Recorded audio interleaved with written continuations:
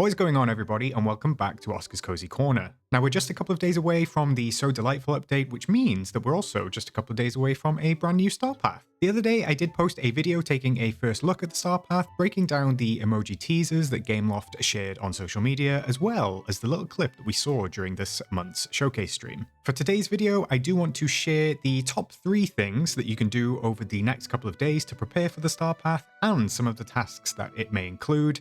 Now, a star path prep list could easily be as long as my arm, but I've tried to keep it brief, focusing on just a few things that you can do to get ahead of whatever challenges are coming our way. These are just my picks, other people may have different ones, and you might have your very own preparation list. But this way, you can complete them quickly and efficiently, or at least as quickly as you would like to. I know that people at all stages of the game watch my content, so if you're still working through the base game, you might not be able to tackle all of these tips, but with that being said, there is something here for everyone to at least give you a bit of a head start, should you want it. With that, let's dive into my top 3 preparation tips for the So Delightful update and the star path that it's going to bring us. Alright, first up in the number 3 spot is stop removing your Night Thorns. This is one of the most common tips that you will hear from content creators and social media accounts, and for a good reason. More often than not, the very first star path task is to remove Night Thorns, usually around 30 of them. These tasks are often called Eliminate the Forgetting or Banish the Night Thorns, but they all boil down to the same thing: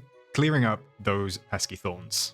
Now, Night Thorns do spawn up to 10 daily in unlocked biomes, whether on paved or unpaved ground, and they will stick around until you remove them. So yes, leaving them can make your valley look a bit messy for a while, but it will save you time later, especially since these duties tend to pop up more than once during a star path. It also varies a little bit. For example, in the Night Show star path, you actually only needed to remove 10 thorns for one task, and it was the only Night Thorn removal task. However, the Dapper Delight star path, you had to clear 60. That's kind of why saving them up is such a helpful strategy, because you just never know how many you're going to need. If you do have the DLC, you can also clear the Splinters of Fate over on Eternity Isle to count towards these tasks.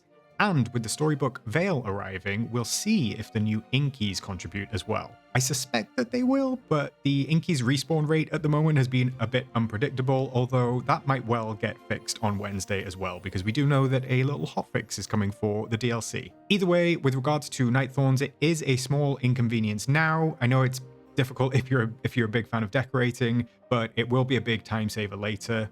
So if you're not already saving up your Night Thorns, then now is definitely the time to start. Number 2, craft some potions. Crafting potions is a brilliant way to make the star path tasks feel much easier, especially when it comes to duties involving your royal tools. Now, you've got 4 potion types to work with. That is the Growth Elixir, the Fishing Bait, the Shovel Varnish, and the Pickaxe Polish. Of course, as many of you will know, these come in 2 versions, the standard Miracle version and the upgraded Even More Miraculous version. Personally, I always go for the upgraded versions. They cost a little bit more Dreamlight to craft, but they do last more than twice as long. For example, the Miracle Pickaxe Polish gives you 10 charges, while the Even More Miraculous version gives you 25. And it's the same again for the Fishing Bait and the Shovel Varnish. The Growth Elixir is slightly different because you can water multiple crops at once. I believe that is 20 and 50, just off the top of my head. The smaller potions do cost 500 Dreamlight and the larger ones cost 1000. So if you are tight on Dreamlight, this can feel like a lot, so you might need to weigh it up against other priorities. For instance, unlocking the floating islands in the new biomes next week is going to cost 60,000 Dreamlight if you do want to unlock all 4 on launch day. Keep that in mind if you're deciding between crafting potions or saving Dreamlight for the update. It might be a choice that you have to make. All of these potions require Vitalis crystals, so you can get those over in the Vitalis mines in the Sunlit Plateau.